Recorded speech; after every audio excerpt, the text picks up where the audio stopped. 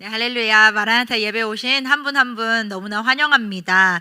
오늘의 말씀은 저번 주의 말씀을 이어받아 한번 읽어볼 텐데, 마태복음 5장 11절에서 16절 말씀 함께 보겠습니다. 오늘의 본문도 짧아요. 저번 주와 함께 같이 연결되는 구절인데 함께 보겠습니다. 마태복음 5장 11절에서 16절 말씀입니다.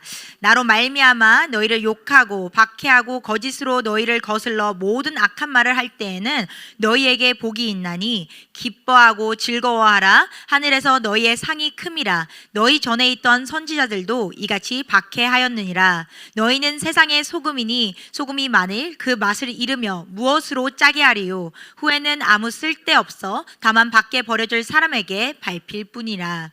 너희는 세상의 빛이라. 산 위에 있는 동네가 숨겨지지 못할 것이요. 사람이 등불을 켜서 말 아래 두지 아니하고 등경 위에 두나니 이러므로 집 안에 모든 사람에게 비치느니라. 이같이 너희 빛이 사람 앞에 비치게 하여 그들로 너희 착한 행실을 보고 하늘에 계신 너희 아버지께 영광을 돌리게 하라. 아멘. 네, 오늘 네 번째 말씀이죠. 네 번째 계명이 무엇이냐면 우리 마지막으로 16절에 이렇게 써 있습니다. 이같이 너희 빛이 사람 앞에 비치게 하여. 빛을 발하라라고 분명히 우리에게 계명으로 남겨주십니다. 여러분, 우리가 이 말씀에 조금 더 들어가기 전에 제가 질문 하나 해볼게요. 여러분은 코스코에서 쇼핑하는 분 있을까요? 코스코에 나는 뭐 장을 본다, 그죠? 그러면 코스코의 소금이 얼마일까요? 대략 한 달에 저 사이즈, 저 집에서 저거 쓰거든요. 저거 쓰면 한 6개월 가는 거예요. 6개월에서 길면 8개월. 저게 얼마일까요? 5불? 3불? 4불? 가치가 좀 약죠. 막 10불이라고 하는 사람 없어. 그죠? 올게닉도 아니니까. 그죠? 올게닉도 아니니까 저게 코스코 온라인의 매점에 보면 399라고 해요. 그러니까 아무도 맞히지 못했네요. 그죠? 4불인데 399인데 제가 저거를 한 번 사면 6개월에서 8개월을 요리할 때 쓸 수 있어요. 그래서 소금 많이 안 뿌리는 사람들은 더 길게 쓸 수도 있고요. 우리가 그렇게 4불이라고 치면 소금의 가치가 되게 떨어지는 느낌이에요. 그죠? 그래서 소금은 사실 요즘에 아무 때나 어디서나 사실 구입할 수 있는 너무나 흔한 재료예요. 근데 예수님께서 분명히 우리라는 것은 믿는 사람들, 이때 제자들에게 얘기하는 거잖아요. 그죠? 산상우는 어디서 했냐? 우리가 모든 무리에게 떠나 몇 따라온 제자들에게 얘기한 명령들이에요. 계명들인데 제자들에게 이렇게 말해요. 너는 소금과 빛이다 라고 말합니다. 그 많은 것들을 표현할 수 있는데 너는 뭐 산 같다, 너는 바다 같다, 너는 뭐 제사장 같다, 이런 많은 말들을 비유할 수 있었지만 예수님께서 비유한 두 가지의 선택은 소금과 빛이었다는 사실이에요. 우리는 소금과 빛. 그러면 예수님의 시대에 소금의 가치가 우리가 생각하는 사불과는 참 다르다는 것을 우리가 알아야지 이 구절이 어떤 뜻을 하는지 알 수 있을 것 같아요. 그럼 이 시대에 소금의 가치는 얼마였을까? 그죠? 사불은 아니었어요. 사실 소금이라는 것이 무역을 중심으로 발전할 만큼 너무나 중요한 물질이었어요, 그때는. 그리고 정말 소금 때문에 그 광산 도시를 둘러싸서 사람들이 거기에 도시를 건설하기도 했던 소금은 너무나 중요한 요소였어요. 이때는 우리는 지금 소금을 어떻게 쓰죠? 대부분 어디에 쓰죠? 소금을? 뭐 할 때 씁니까? 요리할 때 약간 그냥 간 맞추기, 그죠? 저희에게는 약간 간 맞추는 용도였는데 그때는 냉장고가 있었어요, 없었어요? 없었죠. 그러면 한국 김치를 생각해 보세요. 왜 이렇게 짤까요, 김치가? 오랫동안 보장하기 위해. 소금은 보장하는 거예요. 소금은 어떤 음식이 오랫동안 보관할 수 있도록 중요한 역할을 이 시대에 했다는 말씀이에요. 소금이 없었으면 우리가 먹는 음식들이 빨리 상해요. 그래서 그때도 소금에 절여서, 아니면 지금은 냉장고가 있어서 우리가 갑자기 한국말 생각이 안 나네. 고기를 사면 직접 그냥 구워 먹지만, 냉장고에 넣었다가 구워 먹지만, 그때는 고기를 많이 절였어요. 오랫동안 먹고 보관해야 되니까. 그러면 우리를 소금이라고 불렀을 때는 어떤 용도였는지 기억을 해야 된다는 말이에요. 이때는 사실 급료 자체도 영어 단어의 salary라는 단어 자체가 라틴어 salarium이라는 단어에서 나오는데 그게 소금돈이라는 뜻이에요. 소금돈. 그러니까 소금으로 노예들을 아니면 예전에 함께했던 군대에 있던 사람들을 소금으로 급여를 했어요. 그만큼 소금이 지금보다는 다른 존재였다는 말씀이에요.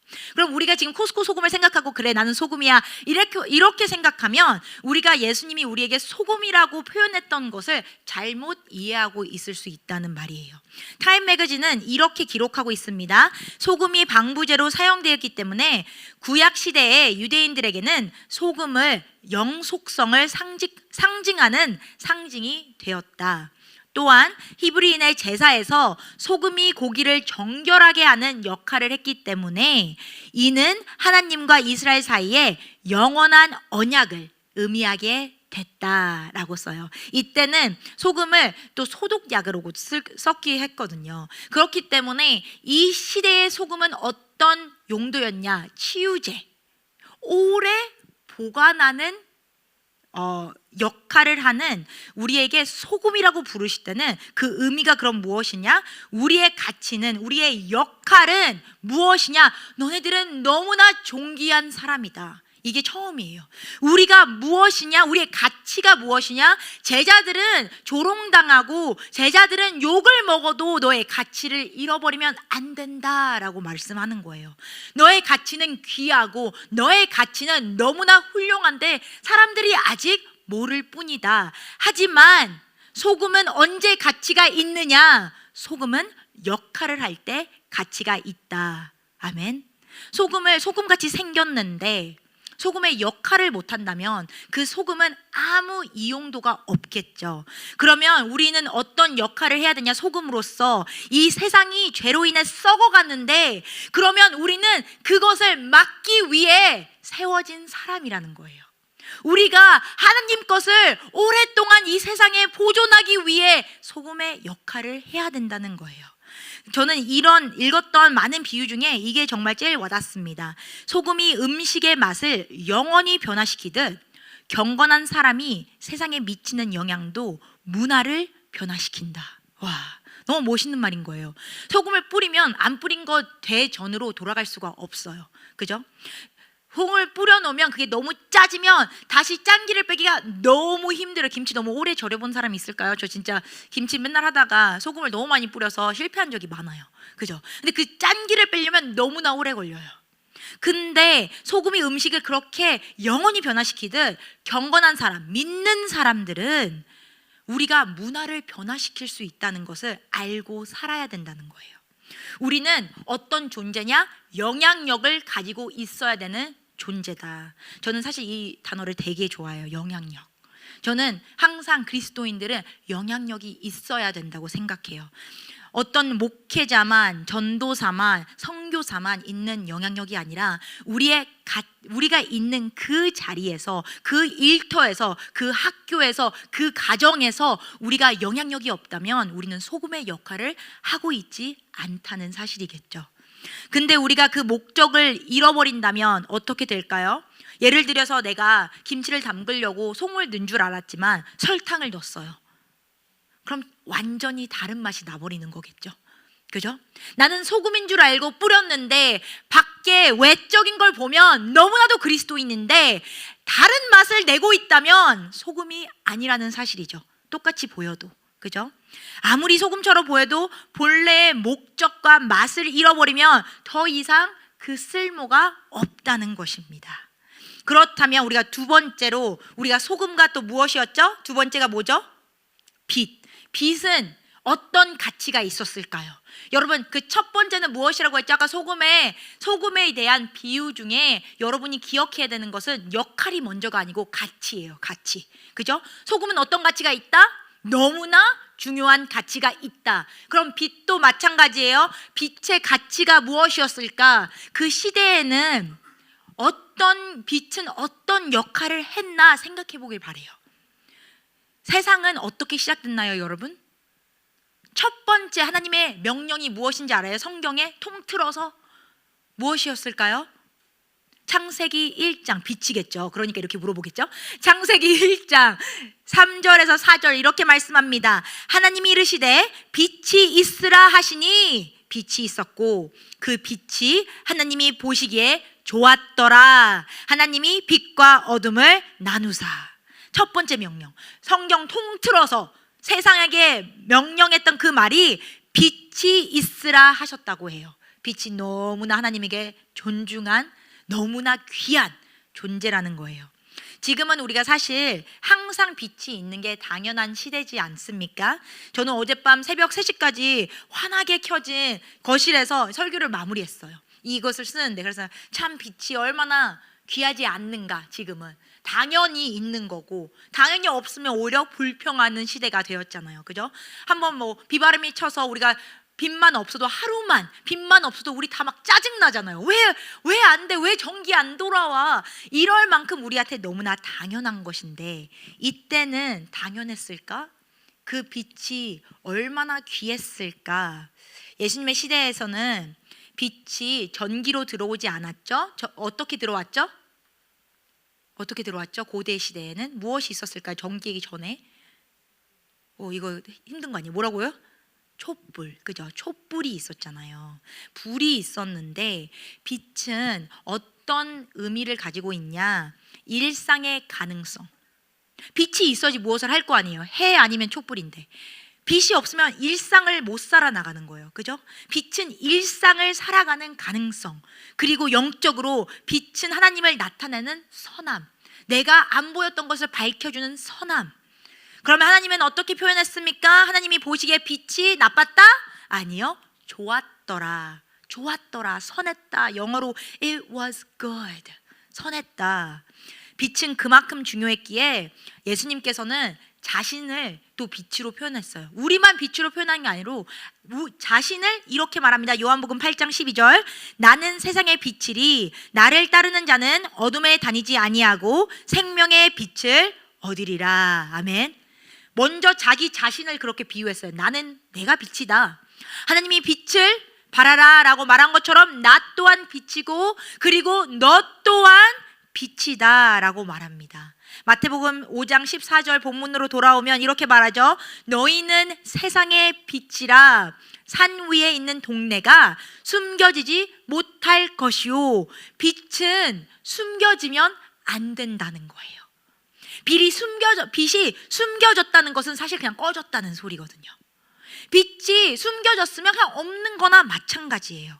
근데 빛은 산 위의 마을처럼 보기 싫어도 보이는 게 빛이라는 말이에요.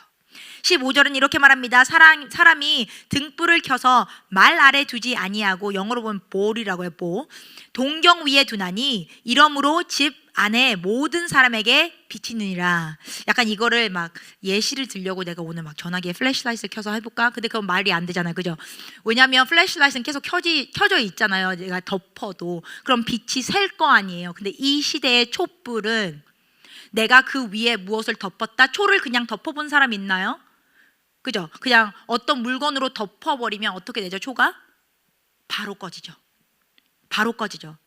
우리가 옥시전이 없기 때문에 바로 꺼져요. 그러니까 이 말은 무엇이었냐면, 왜 말 아래 두지 아니하냐? 그냥 꺼지기 때문에.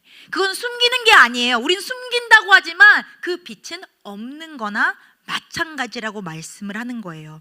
빛은 밝게 타올라야 하며 사람들은 그 빛을 통해 세상을 더 분명하게 봐야 되는데, 우리가 지금 우리 초는 어디에 있냐 물어보는 거예요. 제자들아, 너는 소금과 빛이자. 왜 안 보이니? 이렇게 물어보는 거예요. 왜 안 보이니? 어둠의 가운데 있던 사람들을 빛을 통해 진리를 볼 수 있도록, 그리고 이때는 촛불이면 보는 것만 아니고 무엇을 또 할 수 있죠? 불은? 전기는 조금 달라요. 그죠? 가까이 있는 거 아니면. 근데 촛불은 뭐가 느껴지죠? 모닥불을 생각해 보세요. 뭐를 느껴지죠? 그 온기. 그죠? 느껴질 수 있단 말이에요. 빛은 그냥 보이는 게 아니에요. 그때 빛을 상징하는 것은 따뜻함도 거기에 담겨 있단 말이에요. 그럼 여러분, 우리가 빛 빛이라면 우리를 통해 무엇이 보여야 된다? 예수님이 보여야 되고, 그렇다면 예수님의 온기 또한 우리를 통해 나가야 될 줄 믿습니다. 아멘. 16절 이렇게 말합니다. 이같이 너희 빛이 사람 앞에 비치게 하여 그들로 너희 착한 행실을 보고 하늘에 계신 너희 아버지께 영광을 돌리게 하라. 그럼 이게 무엇입니까? 우리가 빛으로 살아갈 때 사람들은 예수님을 볼 것이라는 확신입니다. 아멘. 우리가 예수님을, 내 친구가 예수님을 못 믿었다면 저는 그 친구가 왜 이렇게 못 믿을까라고 생각하는 게 아니고 나한테 물어봐야 돼요. 왜 내가 아직도 예수님을 그 사람에게 전도를 못했을까? 주님, 제가 왜 아직도 그 온기를 전달할 수 없었을까? 그 사람이 문제가 아니라 주님, 내가 빛을 발하고 있냐라고 물어봐야 될 줄 믿습니다. 아멘. 그것을 우리가 너무 자주 안 물어봐요. 그리고 저 사람이 왜 안 믿는지만 궁금해요. 근데 여러분, 우리는 어떤 일을 해야 된다고 하죠? 그것이 느껴지려면, 보이려면 세상의 빛으로 살아간다는 것은 선한 행실이 있어야 된다고 해요. 선한 행실이. 왜냐하면 믿지 않는 사람은 그 빛을 보려면 그 빛의 열매를 봐야 되는데, 디도서 3장은 선한 일에 대해서 이렇게 말씀하고 있습니다. 그대는 신도를 일깨워서 통치자와 집권자에게 복종하고 순종하고 모든 선한 일을 할 준비를 갖추게 하십시오. 선한 일이 무엇일까?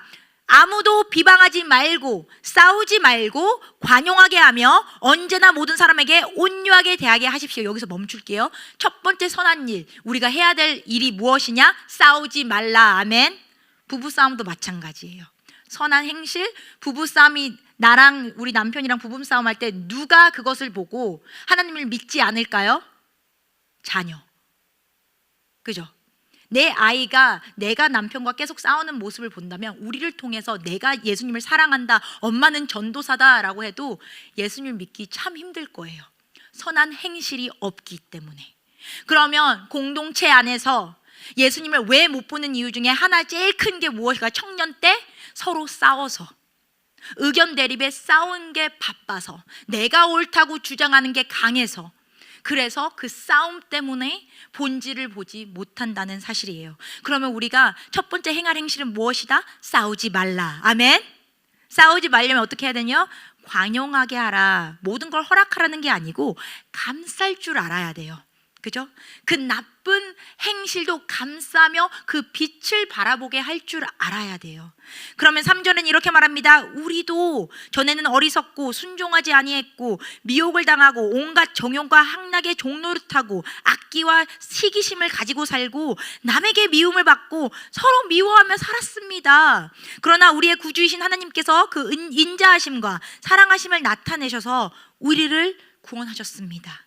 그분이 그렇게 하신 것은 우리가 행한 의로운 일 때문이 아니라 그분의 자비하심을 따라 거듭나게 씻어주심과 성령으로 새롭게 해주심을 말미암은 것입니다. 우리가 왜 싸우지 말냐, 우리가 왜 관용하냐, 우리를 그렇게 해주셨기 때문입니다. 아멘.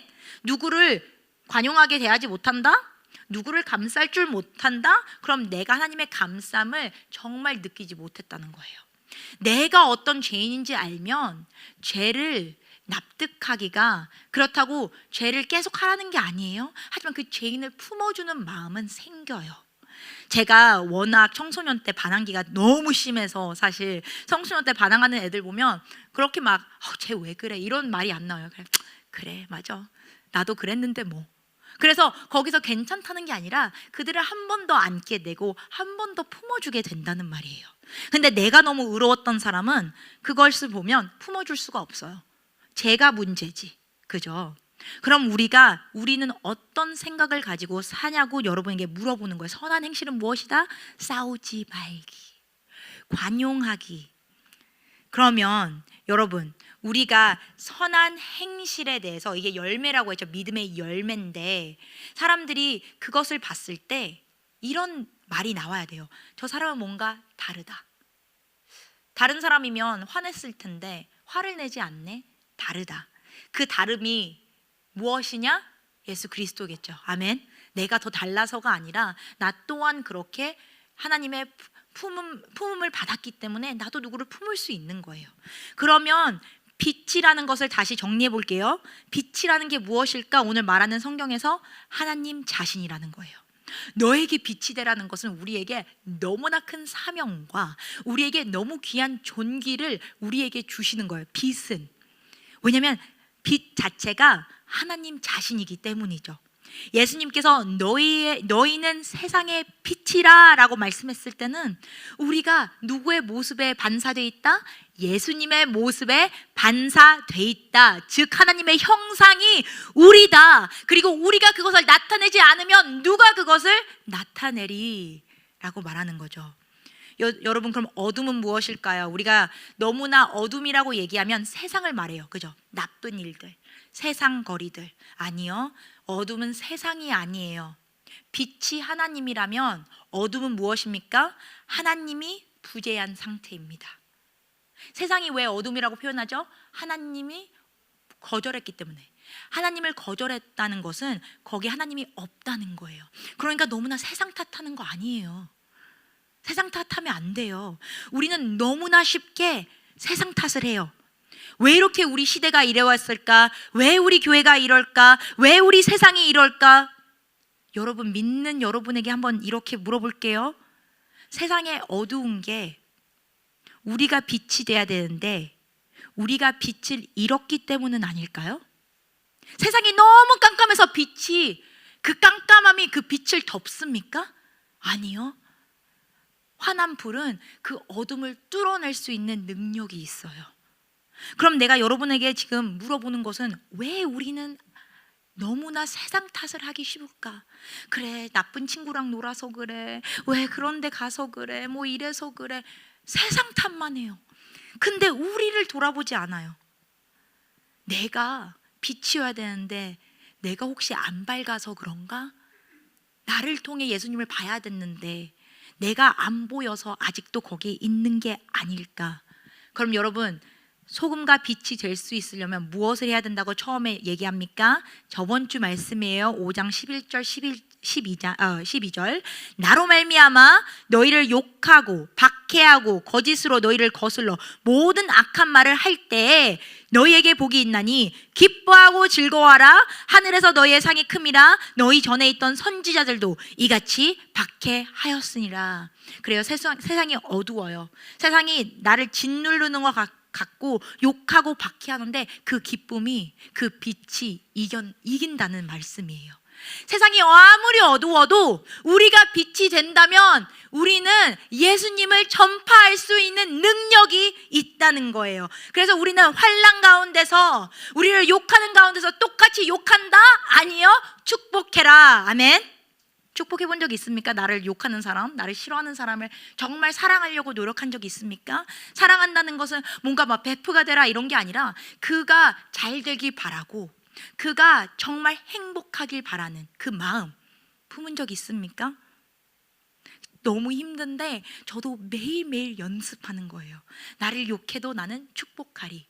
그가 하나님을 만나길 축복하고 그가 정말 행복하길 축복하고 그가 정말 잘 되길 축복하는 그 마음이 그리스도인이 가져야 되는 마음이에요. 여러분, 세상이 우리를 조롱하고 미워하고 비난해도 소금은 변하지 않아야 돼요. 아멘. 그것 때문에 소금이 변한다면 우리는 너무 약한 존재이죠. 소금은 그 케미컬 서브스턴스가 진짜 바뀌려면 어려워요. 그죠? 소금이라는 NaCl은 정말 많은 케미컬 리액션을 더하지 않으면 바꾸기 힘들어요. 그만큼 우리가 많은 일들을, 험한 일들을 당해도 변하면 안 된다. 아멘. 우리가 세상을 이유를 삼아서 그래, 세상 때문에 내가 이렇게 됐어. 그리스도인들은 그런 말을 할 수 없다는 사실입니다. 여러분은 소금과 빛이기 때문에. 그럼 여러분, 우리는 하나님의 영광을 드러내야 되는 선한 행실이 될 것입니다. 아멘. 우리를 통해 하나님이 증거돼야죠. 빛의 목적은 무엇입니까? 어둠을 드러내는 것, 어둠을 밝히는 것. 누구를 위해? 나를 위해? 에베소서는 이렇게 말합니다. 너희가 전에는 어둠이었으나 이제는 주 안에서 빛이라. 빛의 자녀들처럼 행하라. 빛의 열매는 모든 착함과 의로움과 진실함에 있느니라. 주를 기쁘시게 할 것이 무엇인가 시험하여 보라. 너희는 열매 없는 어둠의 일에 참여하지도 말고 도리어 책망하라. 그들이 은밀히 행하는 것은 말하기도 부끄러운 것들이나 그러나 책만 받는 모든 것은 빛으로 말미암아 드러나니리. 드러나는 것마다 빛이 되느니라. 그러므로 이르시기를 잠자는 자여 깨어서 죽은 자를 가운데서 일어나라. 그리스도께서 너희에게 빛주이시냐 하셨으니라. 그런즉 너희가 어떻게 행할지를 자세히 주의하여 지혜 없는 자같이 하지 말고 오직 지혜 있는 자같이 하여 세월을 아끼라. 때가 악하니라. 여러분, 우리가 어둠이었대요. 근데 예수님을 통해 우리가 변했어요. 그죠? 우리를 밝혀줬어요. 그러면 내가 세상에 비치면 나를 위해 비춰지는 거예요? 아니요. 나를 위해 믿음이 있는 거예요? 아니요. 나를 통해 주변에 예수님을 모르는 사람들이 나를 통해 주를 안다는 것이, 나를 통해 누가 변할 수 있다는 것이 세상의 빛으로 살아가야 되는 역할인 줄 믿습니다. 빛은 어둠을 폭로하는 역할을 한다고 해요. 빛이 비출 때 숨겨진 나의 죄들이 드러나고 감춰진 죄가 명확하게 보이게 됩니다. 그리고 우리가 우리 자신에게 그게 보이면 어떻게 하면 됩니까? 하나님께 돌아오면 됩니다. 아멘. 정죄하라는 게 아니죠. 보이면 돌아와야죠. 스펄전 신학자는 이렇게 말합니다. 성경은 세상의 빛이 아니다. 그것은 교회의 빛이다. 그러나 세상은 성경을 읽지 않는다. 세상을 누구를 읽습니까? 그리스도인들을 읽는다. 너희는 세상의 빛이라. 아멘. 너무나 감동이죠. 우리에게는 성경이 빛이에요. 성경이 우리를 믿음을 가진 자로서 어떻게 발걸음 한 걸음을 나아갈지 보여주지만, 예수 모르는 사람들은 우리를 읽어요. 나를 통해서 믿음이 실축되고 나를 통해서 믿음이 성장하기도 해요. 나를 보며. 여러분, 세상은 여러분을 읽고 있어요. 그래서 너무나 중요해요. 그렇다고 막 큰 부담을 가져라가 아니라 이게 얼마나 존귀한 사명인지 알아야 되는 거예요. 세상은 우리를 보고 하나님을 판단합니다.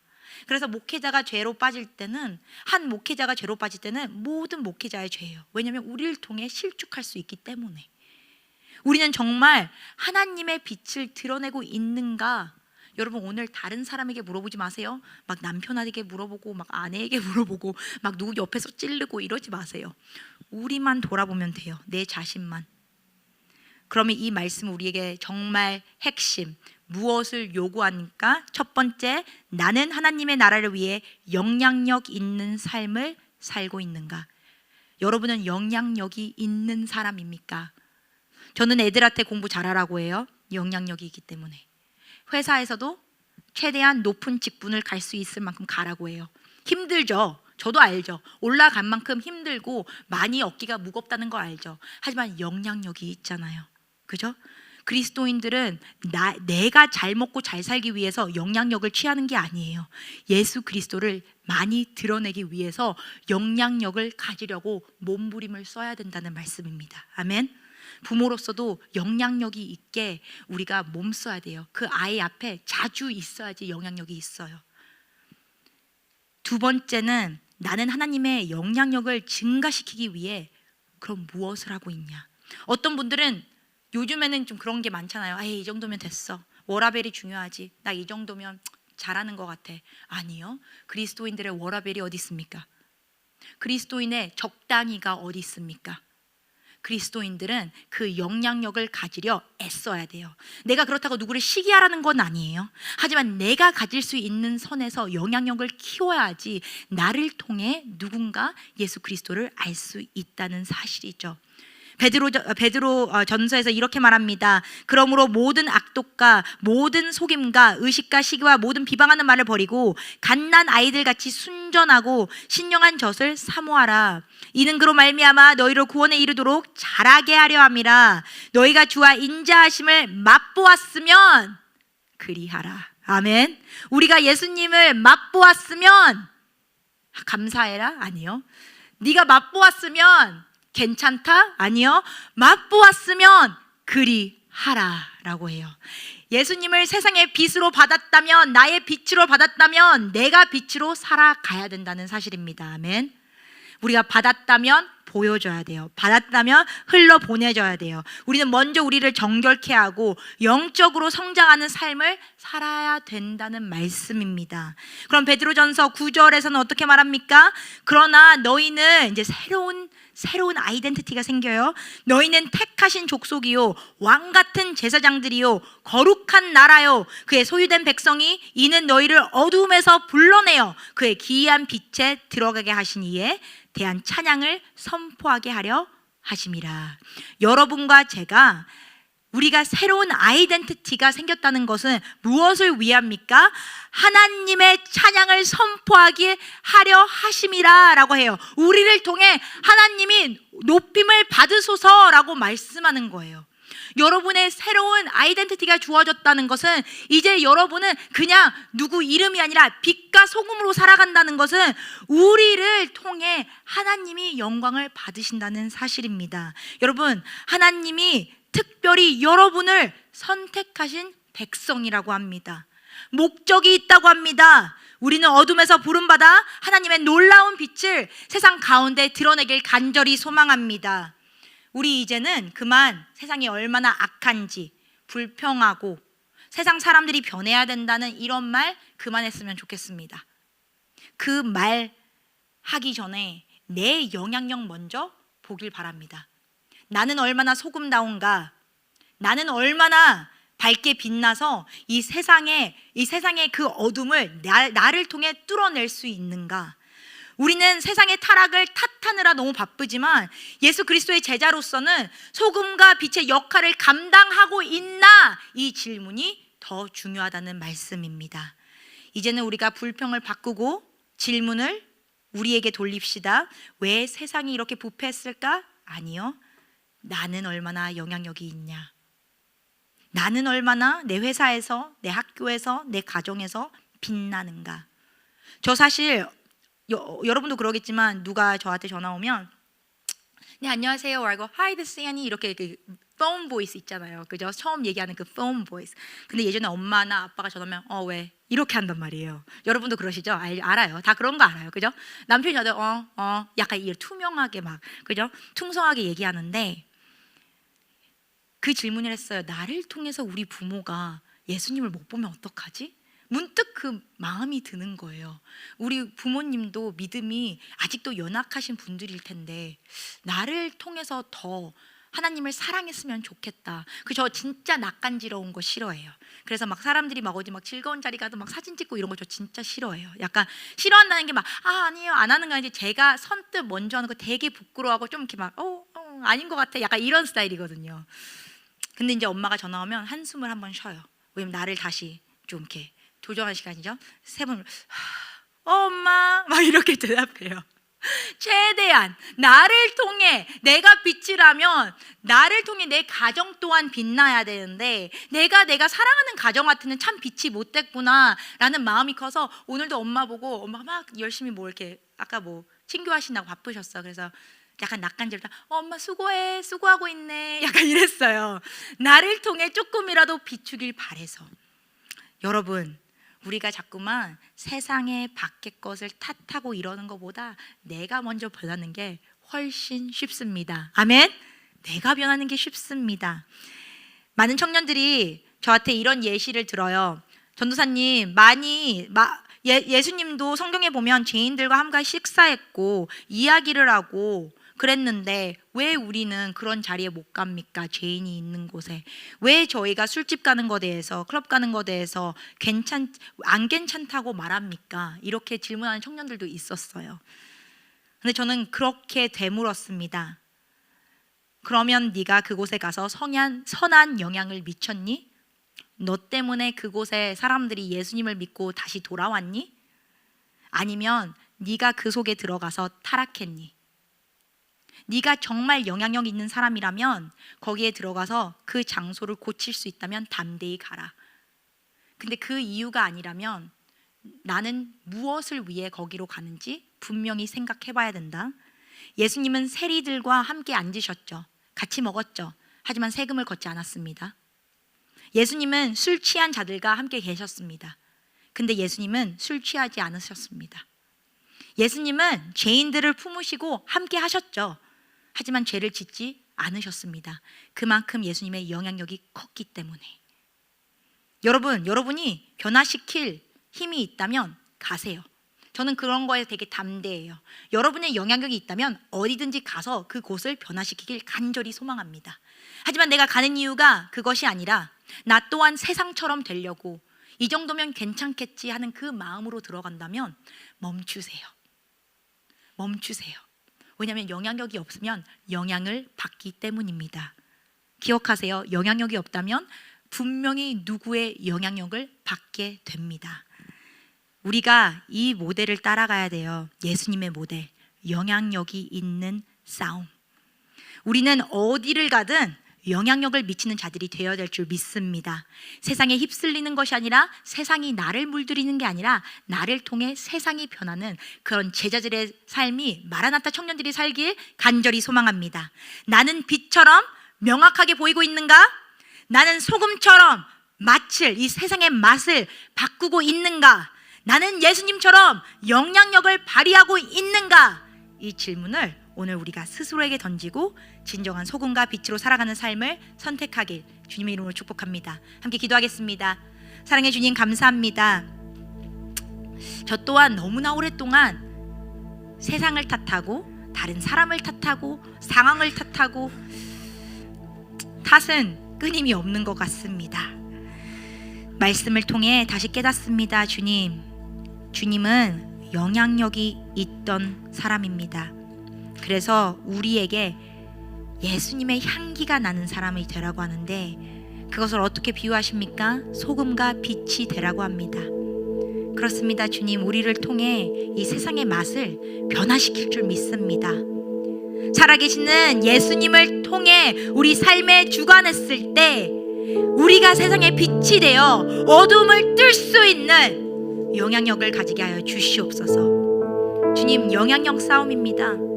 마라나타는 그렇습니다. 타협한 세상에 들어가서도 영향력이 있는 거룩한 청년들로 거듭나게 하여 주시옵소서.